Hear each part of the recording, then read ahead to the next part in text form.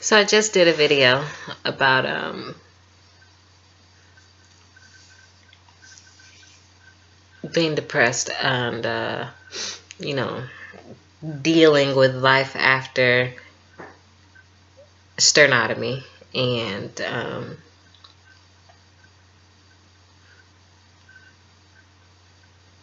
I wanted to talk about just about the depression portion of it.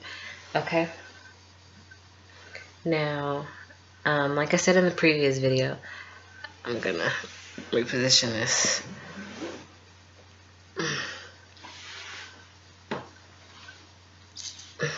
Give me a second, sorry. Oh, Jesus, help me, God.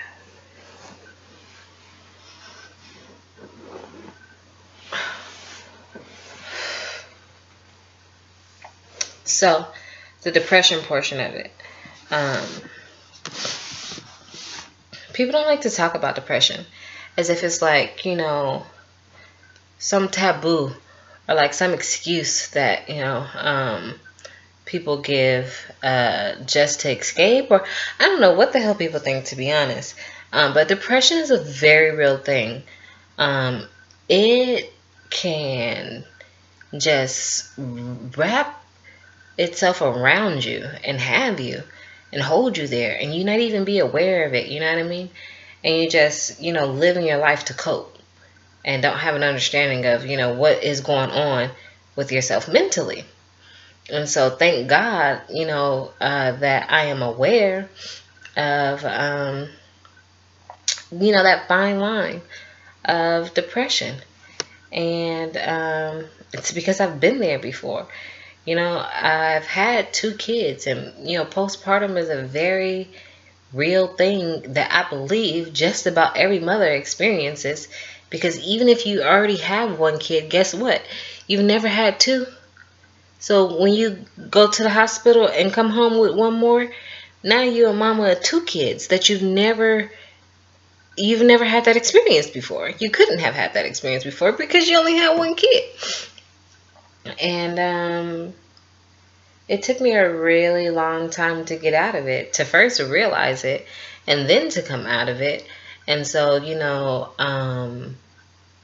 when I found out about the surgery, I was really sad because, you know, I just knew that, you know, some things hadn't changed since I had my kids, and, you know, just thinking about, you know, aftercare and, you know, companionship and, you know, all these different variables that were not present, you know, previously, that had set me up for depression. And some of those things were, you know, still the same. And here I am now, and I realized that I am just on the brink of that mental instability, and I have a responsibility to myself. How do you get out of depression? Well, first of all, just identifying where you are. You cannot expect your GPS to direct you if you don't turn on your location services and figure out where the hell you are, and then where it is that you want to be. So it's like, I know that I'm sad. I'm really sad right now, and I'm lonely too. Kids in the bed at home by myself, and I wish that somebody was sitting here watching the TV with me, but right now the TV is watching me, and I'm watching myself make this video, because at the end of the day, I will not be in that sunken place again. You know, irregardless of who's controlling the wheel, you know, if it's not my most sane self, then it is not an authorized driver, if you get what I'm saying. And so some of the things that I know for sure that got me out of depression before was something so simple.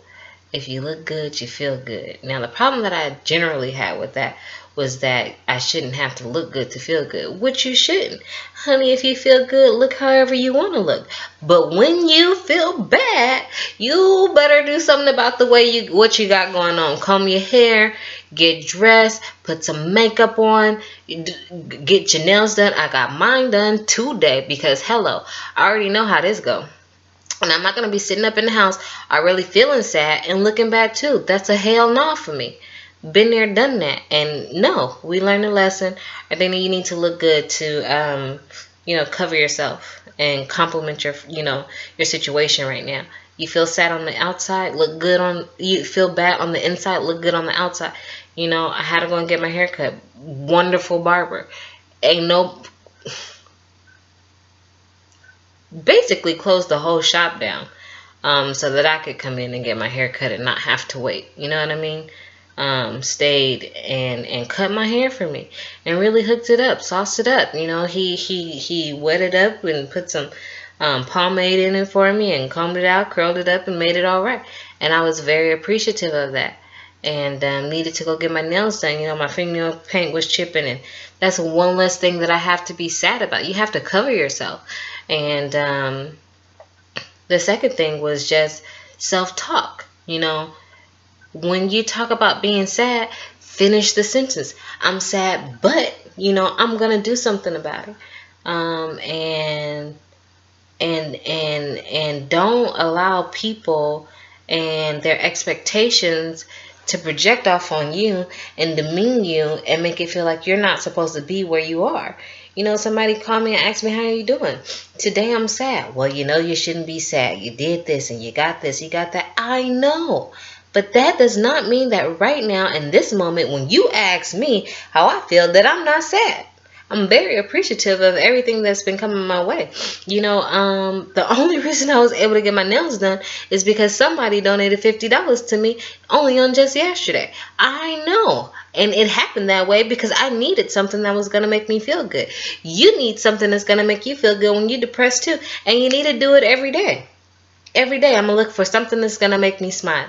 You want to know why? Because I'm depressed. And when I keep that habit of going, then I'm going to be able to get out of it. My health is what my health is. And so I'm not going to be eating crap. You know what I'm saying? Like, why would I do that? I know that I'm not well, and I know that that crap is not going to, feed into my body and heal me.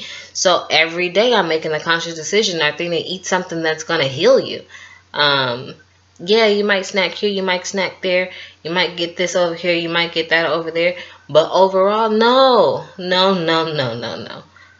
because I'm not good on the inside.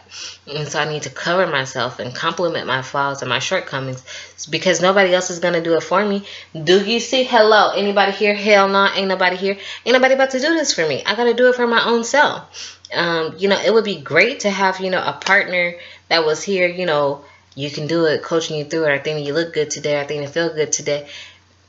But that ain't the case scenario. People tell me that, but not on a consistent, every day, every second basis. That's my job. That's my duty, because I'm the one that's depressed and have to get out of this. Now, I know that some people, they take medications and things like that. Okay, whatever works for you. That is not going to be my story. I'm going to work through this, and I'm going to fight. I've been so low before, and I refuse to get back down there. It's just not.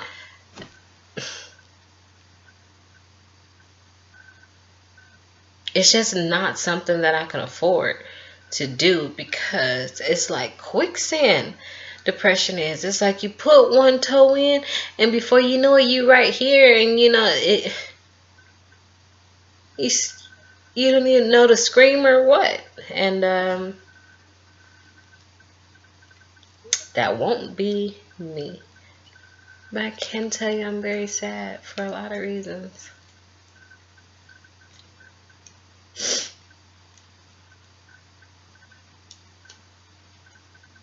There's like so many variables, and I don't know, a lot of things that are going to be going on, in just a couple of months. And that's scary. It makes me sad.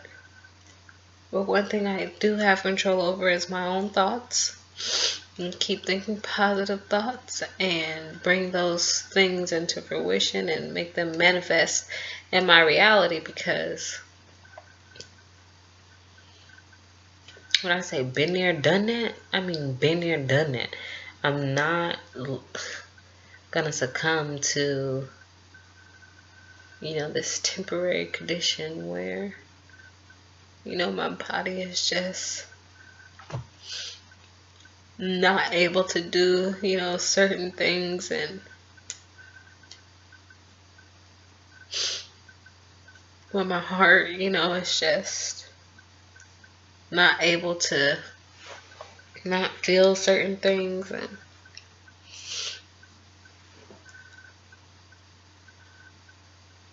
I got an obligation to myself and to my kids to be healthy and to be whole, and to consciously make the decisions that are going to lead me towards that daily. So I would love to help you too. If you have any questions about it, let me know. Pretty much like an open book. And go from there.